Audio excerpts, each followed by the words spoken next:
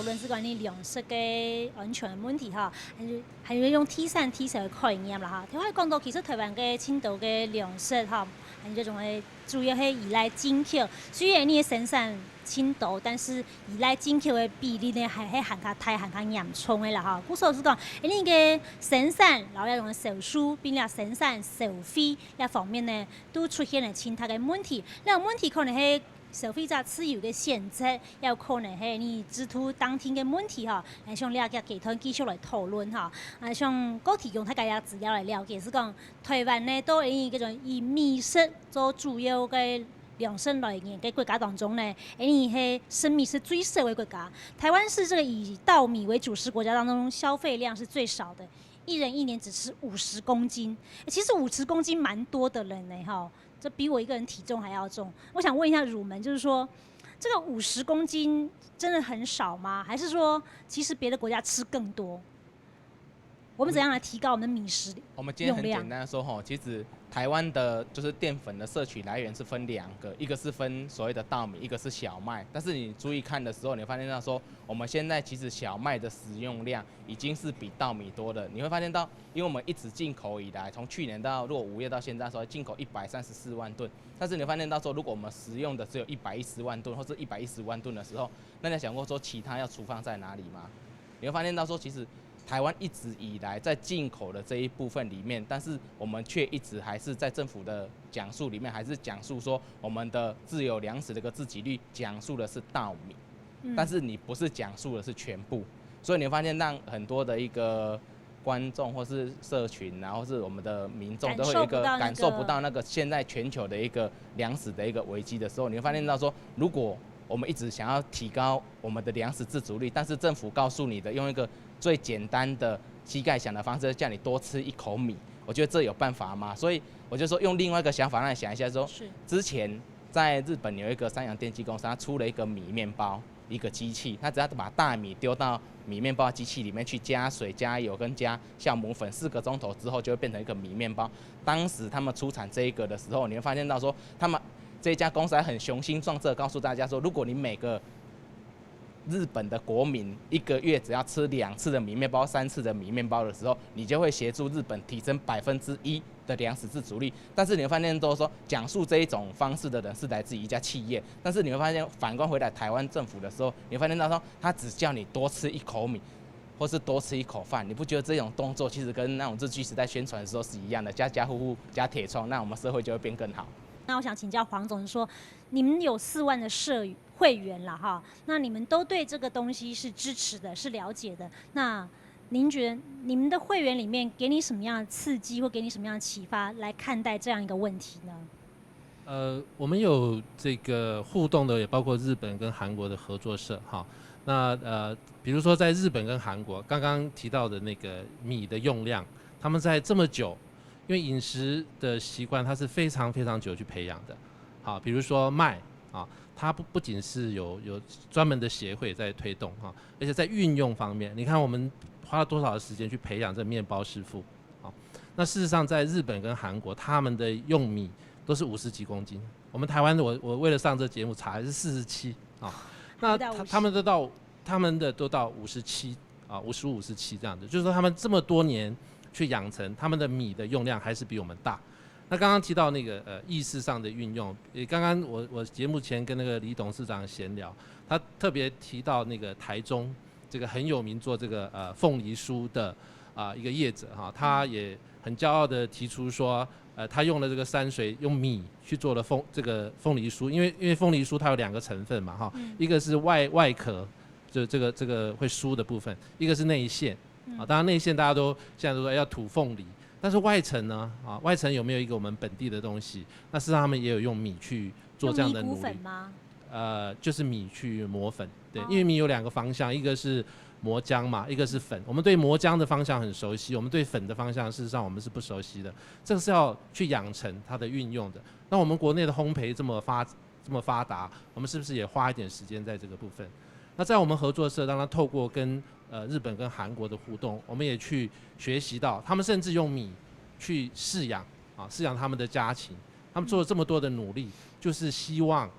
我们消费者本身对粮食有一个自主的意识，这个意识非常重要。有这个意识以后，接下来很多事情才会发生。所以我也很希望大家先知道说，其实粮食自主是很重要的一件事情。其实，所以还有台湾面可能真正在改变了世界方法是个讲。支持台湾农业，支持台湾嘅生产者，佢可能现时看起来也种嘅没有清太嘅受理，不过长远来看嘅时间呢，也真嘅系值得大家来重视嘅事情哦。到底你嘅农体迄种讲收拾嘅时间呢，然后你嘅有冇关系呢？等于讲，大家是生面较多啦，饮食习惯以外生面较多啦，生米较少啦，慢慢的，大家不低不高啦哈。如果你真嘅迄种台湾人讲，蒙人来种诶，也蒙人来。种田种师傅种米也唔系按好嘅投入时间，也蒙人来种嘅时间，你也是农体是消失脱咧。那农体消失脱系对你嘛影响咧，所以用也采纳嘅最改变咧就农体消失咧，高场在感受嘅影响图吼，来看一睇你嘅新闻分析报道。农体消失同也采纳嘅有乜嘅关系？我哋对佢嘅农體事件來看，中華海族中可搶水為本採南嘅地度嘅，哪怕咧用肉唔見得，台中大理嘅重金屬污染農體為本嘢嘅米食唔得，中南嘅太埔事件為本愛食嘅米唔見得，後兩科技園區嘅農體證書為本人嘅瓜果、青菜一粒離開農體，除咗忙收入，也係有一道作物，當睇農體向消失。唔過可能唔會講有錢，還驚買唔到東西食係。当真金有钱买很多东西后生了哈。刚刚那个戏剧演员看说，其实很多的农作物都出走了哈，因为我们太仰赖进口了，进口的太多，使得让我们觉得说我们丰衣足食啊，台湾并没有粮荒的问题。可是不知不觉当中，因为我们没有支持地产地销，或者说我们没有在饮食或观念的习惯上面态度上面去做改变的时候，有一天可能我们对这个农业农地的不够重视，使得他们都出走了，到时候。我们的菜篮子里面可能就空空如也，什么都没有了哈。那我想来请教，就是说，其实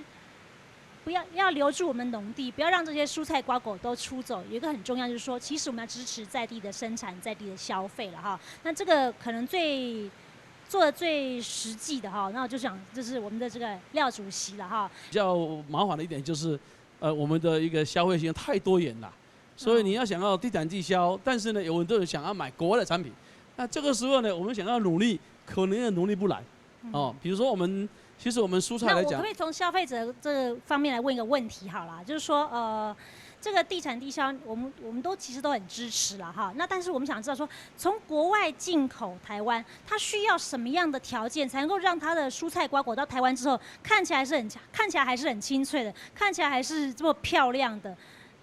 应该这么说哈，它进口产品它会有一些时段性，它才能进来哈。比如说像我们在这个时候夏天，那夏天的时候呢，那我们会比如说从美国，因为我们台湾不能种了，比如说这个青花菜，西洋芹菜、结球季，其大类的东西呢，因为台湾因为气候的问题它没有办法种，但台湾又需要，所以这个时候就要进口了。但是呢，到了冬季以后呢，它就不能进来，为什么？因为它进来没有竞争了，所以这个时候台湾就可以自产自销，也就是到了最后就因为台湾的气候的问题没有办法生产这些东西，才有些仰赖它进口来。蔬菜本身大致上就这样子，要不然的话，如果说蔬菜以台湾的生产成本从进口角度来看的话，它根本就没机会。但是就因为气候的问题没有办法生产，所以才会养成有一部分在这个台湾没有生产的再进口过来。那我想请教一下，就是说许先生说。其实，如果说我们当然希望用地产地销方式来减少食物的里程，减少那个碳足迹，节能减碳爱地球嘛。可是，当这个部分遇到荷包的时候，我就是喜欢吃面包啊，我就喜欢吃咖啡啊什么之类。可是这个东西如果台湾生产的很贵的时候，我就必须要去买国外进口，它相对比较便宜嘛。那这个时候怎么看待这个问题呢？我会这样去想它，就是说食物到底是生存的问题还是生命的问题嘛？那合谱里面会讲到说要大家好好吃饭，所以重点不是这个食物你获得它的价格，因为一直在价格里面去谈的时候，它就商品，尤其现在工业化、经济化之后，很多产品的运输方式又跟以前不一样，所以我们会回到原点去讲说，你认识这个食物的价值吗？你知道它的营养吗？你能够从这样的食物简单的供给里面去获得它的养分吗？而不是只有口腹之欲。因为主持人刚才在讲了，他就有点选择，我到底要不要吃这个东西？但是有可能说，台湾的好稻米，你放一口在嘴巴，你多嚼10次，可能那个甜味就出来了。所以我们是想跟大家讲这样的事情。所以你去做选择的时候，其实是在消费者自己的手中，你要好好去品尝在地的食物，那是最重要的。黄总，你怎么看这个问题呢？我其实很赞成他的说法，因为食物是跟我们最亲密的一个东西哈，再亲密的人也不会到我们肚子里面去，好，所以其实在食物上确实要花一点时间了哈。在过去都是生产那边过来嘛哈，那在这个现代这个时代，是消费者自己要去了解，然后去跟生产者对话。刚刚那个主席就提到说，他们都没跟生产者消费者对到话，他是跟通路商。现在需要直接的对话，这样子的话，彼此的了解会更深，透明度也够。好，那其实刚刚这个廖主席讲说要跟消费者直接来对话，这个对消费者直接对话，我想一个很重要关键的是电视广告。因为大家坐在电视机前面都看广告，我们都知道洗衣呢广告做得很大，马上这个洗衣呢这个在台湾这个销售量就飙高，就拉起来了。可是洗衣呢是纽西兰倾全国之力在主打的一个产品，它是一个国家力量，他们有一个专门的那个奇异果公司负责全球的这种不管是这个购买啦、通路啦、广告都在这个奇异果公司里面。那所以我想请教就是说，我们一直谈到说，台湾有很多的东西其实很好，但是可能是因为消费者不知道。好，那这不知道可能是有些是要靠宣传。好，那我想请教一下廖主席，就是说，我们有可能像纽西兰那样成立一个洗衣内的这种奇异果公司来做这种销售啦、广告啦等等这样的统筹的工作吗？来跟消费者宣导一下。这个谈到这个农产品啊，要广告这一块啊。确实，在农产品的非常薄利的情况之下，要谈广告啊是有点困难哈。我想这是我们这个农产品的获利是非常少的哈。那你刚才提到这个奇异果是今天呢，我想很多人都会崇拜这个奇异果啊，它的一个行销策略非常成功哈。但是我常常在私底下开玩笑哈，比如说台湾的奇异果，台湾没有奇异果啊，但是奇异果呢本身呢，它营养又不错，价格又不贵。所以在台湾怎么推它就会成功，也就是说，因为它的产品特性，它刚好台湾没有，所以它来台湾推销这个东西啊，它就变成非常成功的案例啊。那我们在台湾本身要去推销产品出去也有啊，这几年我们也推入到日本的胡萝卜啦、切球欧蓟啦、菠菜啦哈，但是呢有是有，但是占比还是非常少。观念的改变和提升，其实才有可能去做实质行动的支持。我们如果要从菜篮改变这个世界的话，其实观念真的是很重要的部分。我想最后是不是先从我们的许家豪先生开始讲，就是说怎么样透过这个观念的建立，或者食农教育的推广也好，来透过这种地产地销来支持台湾的农业，使得我们的这个对于不管是粮食啦，或者蔬菜水果，这对进口依赖能够逐步的降低，提升我们的粮食的自足率跟自主率哈，这其实是很重要的哈。那您觉得说这个部分合埔一直在做，那未来会继续怎么样做下去？我像刚才黄总所说的，其实那个消费自主很重要。那其实消费自主的决定权在消费者手中，现有的结构，不管是产销结构，或者是经济或都市化的结果，其实它是现有的，我们没办法去改变它。但是我们相信，透过对消费者进行的食物跟农业的这样的教育，会慢慢深化消费者在地的观念，然后他愿意用行动来支持那个在地生产的粮食。当你支持在地生产的粮食，那这些粮食又是用友善大地的耕种方式，它就会回馈给你更好的环境，不只是食物而已。那我们是希望能够这样继续去做。那其实以整个市集的发展，在2007年的时候，可能台湾只有比较2个经常性的市集，可是到目前为止已经有30个了，表示我们的消费者有在努力，各地的那个一些农业的生产者，还有一些农业推广者都有在努力。我相信我们未来会有更好的成果。那汝门呢？你怎么样来看？就是说，我们透过这样的一种地产地销支持，来改变我们的粮食自足跟自主这个现况的困境。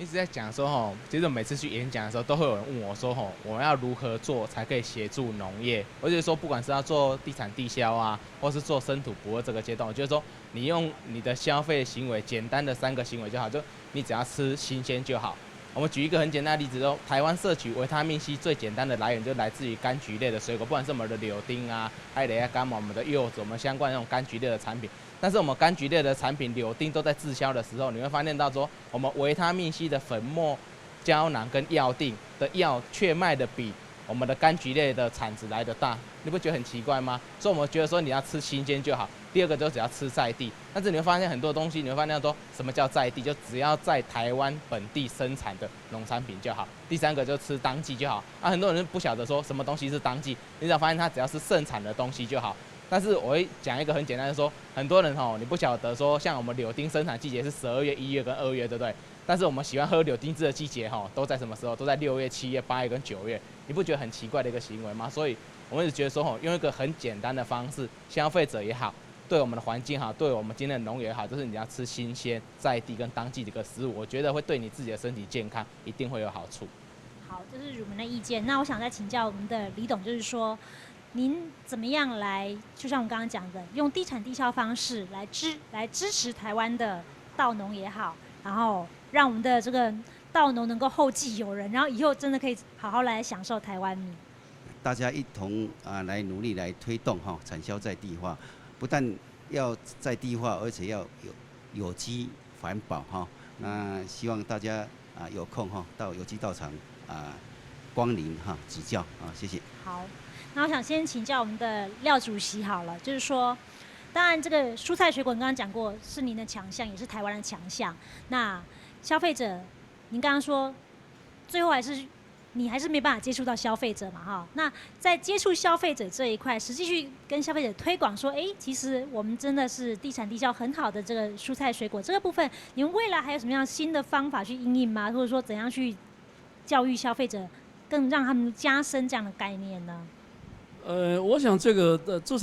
地产地销这个东西我想我们是全力支持，我们也是一直在做这个工作那我想我们在这么多年的一个蔬菜产销的一个过程当中我经常讲的3句话，我们要知道需求，了解需求，要创造需求，也就是说我们要知道消费者要什么。那这一块呢，我们都是不遗余力再来推动这个消费者想要什么的一个这个产品所以像我们来讲，我们做了很多的产品，那我们的目的也是要地产地销，所以在地产地销这一块呢，我们也是一直努力在来推动这个方向。所以你们就配合消费者多元的这个口味需求，去生产多样化的蔬菜水果，来达到地产地销。我应该不是说多样化的蔬菜，而是把蔬菜的加工深化，也就是说，它原来可能是你的是拿回去要再洗，那才能下锅，但是我们把它做的是你拿回去就可以下锅了。我们把它切好，配菜都配好了。然后呢，我们也可以把你用温度非常高的，把你蒸熟的一个即时康的产品，你拿回家就可以吃了。好，也就是说，我们就是把消费者要的东西呢，尽量给它简化，让它呈现一个非常好的产品给他。那消费者可能会越来越懒惰了马上就直接加热就可以吃。专业分工了，不是懒惰专业分工，这是时代的趋势。好，那最后我想有希望飞言嘅您嘅王总经理来讲，其实T 3 T 4嘅概念，做得今後嘅來改變目前台灣所面臨嘅糧食向依賴進口兩部分嘅問題。兩問題係看到逐步下坡嘅，唔係表面上看得到，所以大家唔可以認識到，了解重要性都喺到哪位所以我想，係咪最後兩年嘅觀眾朋友嚟高提倡一擺，是講用呢個方式，其實係最好嘅，對你嘅農業，對你整體嘅糧食嘅資助兩部分也係挺重要嘅。大家要來參與，大家要來聽數，人家目標係人家漸進的把糧食的主權慢慢的拿回來那它是一個市場的逆向，因為呢，我們市場被檢驗都是效率跟成本。很多人已經在種方面做了努力，很多人在種植方面做了克服，甚至產後的處理跟包裝。那麼我們可以參加的是在，就是連接，就是我們的大家去購買去接他們所以这个大家一定要来参与。这样子的东西，它其实呢刚开始的时候是不容易的，啊，因为一定会涉及所谓的成本，它表面上是一个成本，那事实上只要我们有这个信念以后，其实就是乐观的去推动，那我们随时准备啊要去克服这些困难。另外，站在主妇联盟我也要特别讲一下，就是我们也特别要鼓励新生代，好有尊严的来参与这件事情，啊，我们特别希望年轻人也来呼吁他们来参与。好，谢谢你们给我们这个机会。好，像今日嘅节目，你從嗰種採納嘅改變世界嚟看，台灣嘅糧食嘅生產到底係高升，又係因為向依賴進口。你發現到，其實你從熱量嘅來源嚟看，確實你清大部分嘅熱量來源係依賴進口，同時係大量嘅依賴美國嘅進口。呢種失去平衡嘅情況，可能本台灣失去嘅